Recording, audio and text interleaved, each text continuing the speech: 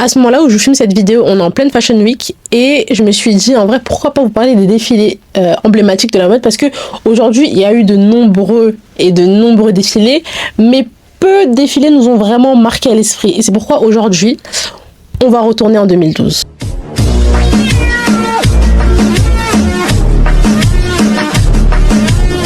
Salut tout le monde, j'espère que vous allez bien. Aujourd'hui on se retrouve pour une nouvelle vidéo. Donc aujourd'hui ça va être un nouveau concept, un concept que j'ai commencé sur Instagram. Je vais vous montrer les vidéos juste là. Et du coup je me suis dit on va recommencer ce thème là, mais en version un peu plus long et une version surtout YouTube. La mode masculine elle est encore dominée par le minimaliste, le tailoring classique, des castings très lisses. Prada arrive et casse tout. On est en 2012, c'est la Fashion Week, on est à Milan.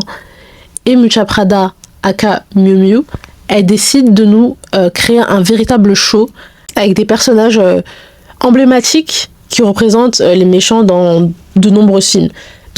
Justement ici on va voir 5 figures emblématiques, dont Willem Dafoe, Gary Oldman, Adrien Brody, Tim Roth et enfin Emile Hirsch. Pourquoi les méchants? Pourquoi eux? Quel est le but finalement derrière ce défilé? Déjà, il faut savoir que Miuccia Prada, c'est quelqu'un qui va s'intéresser vraiment plus à la psychologie qu'à la séduction. Et là, justement, dans ce défilé, elle va essayer vraiment de choquer et justement de perturber un peu le public en ramenant des acteurs avec des figures emblématiques. C'est le défilé que TikTok appelle aujourd'hui le Pradaéville. Officiellement, il s'agit de la collection automne-hiver 2012 des hommes, mais le casting a totalement transformé le show en moment culte. Ici, c'est le concept des méchants au pouvoir. C'est quoi le concept des méchants au pouvoir? Au lieu qu'il y ait des mannequins classiques, Prada a décidé de prendre des figures emblématiques pour justement remplacer les mannequins et donner un peu plus de sens, un peu plus de goût et un peu plus de réalité à ce show.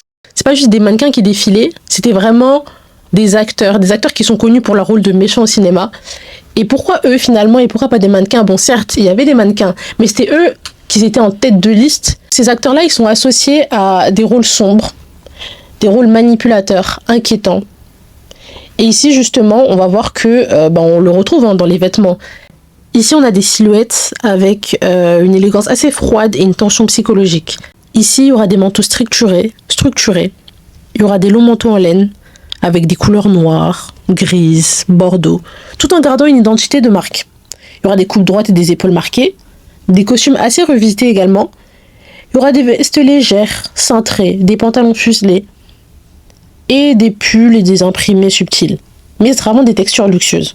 Ici, ce défilé va vraiment parler du pouvoir masculin sous des traits froids, méchants, pour vraiment changer en fait. Parce que, en fait, à cette époque-là, c'était vraiment pas la mode des costumes bien taillés, bien structurés, avec des manteaux avec des couleurs froides, très sombres.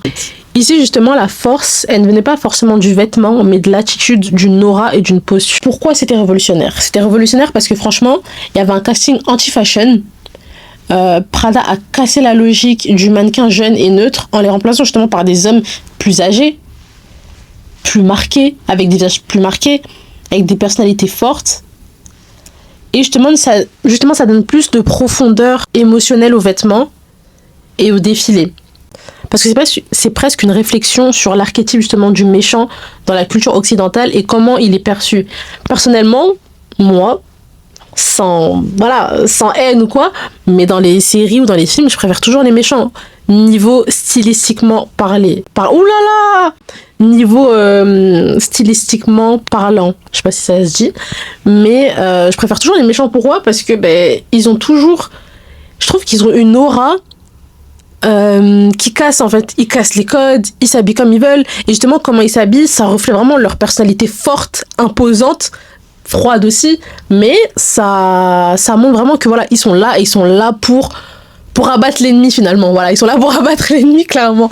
Mais par exemple, en vrai, que ça soit homme ou femme, il y a plusieurs séries ou plusieurs films confondus, je préfère toujours les méchants parce que je trouve que les méchants, ils ont beaucoup plus un style vraiment propre à eux, et ils ont vraiment leur style à eux. Par exemple, si je vous donne des exemples, là je parlais plus féminin du coup, vu que je suis une femme logiquement.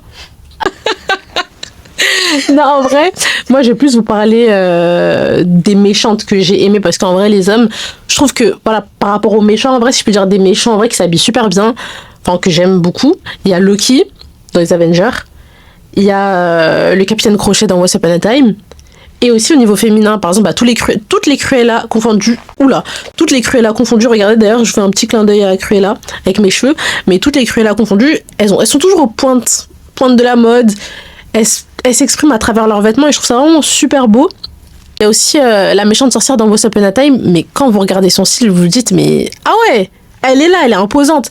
Et finalement, psychologiquement parlant, tu sais justement qui sont les méchants et qui sont les gentils. Je dis pas que les gentils sont mal habillés, mais les méchants ont toujours un peu plus... Enfin, les méchants investissent un peu plus dans leur style, justement pour s'affirmer et pour montrer psychologiquement que leur style va avec leur caractère, leur force de caractère, je dirais même. Et il y a aussi Maléfique. Maléfique dans Once Upon a Time. Oh là là, mais qu'est-ce qu'elle s'habille super bien. Elle est chic, elle est imposante, elle est une aura en fait. Moi j'aime beaucoup. Franchement j'aime beaucoup. Le défi il va pas forcément parler de mode sexy, mais vraiment d'une mode cinématographique et une mode justement qui va toucher plus psychologiquement et artistiquement que esthétiquement. Ouais, que esthétiquement. Elle a utilisé le casting plutôt comme un outil marketing. Parce que justement, ces têtes-là, on voit qu'ils représentent vraiment les méchants. Elle voulait montrer que la force ne venait pas forcément du vêtement, mais qui venait vraiment d'une attitude et d'une aura. Justement, en ramenant des acteurs, c'est une première, hein. C'est une première dans les défilés. Et pourtant, il y en a eu des défilés emblématiques. Parce que franchement, chaque défilé a ses particularités.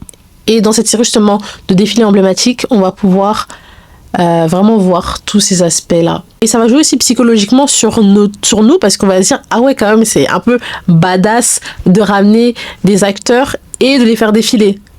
Bon, aujourd'hui maintenant ça se fait, mais c'est vrai qu'à l'époque, en 2012, c'était une première. Et ça a marqué l'histoire. Maintenant pourquoi c'est devenu viral des années, des décennies après, je dirais? Parce que justement, il y a une esthétique du vilain énergie qui est très célèbre en ce moment. Si vous voyez la mode en ce moment, c'est vraiment très ça, très gothique, très vilaine énergie, très féminine et masculine énergie. À l'époque, c'était surtout vu comme un geste révolutionnaire. Comme je dis, c'était du jamais vu. Prada a créé vraiment un moment culturel, pas juste une collection. Prada va vraiment nous montrer que le pouvoir n'est pas seulement dans le vêtement, mais vraiment dans l'attitude. Et des fois, le méchant est le personnage le plus élégant.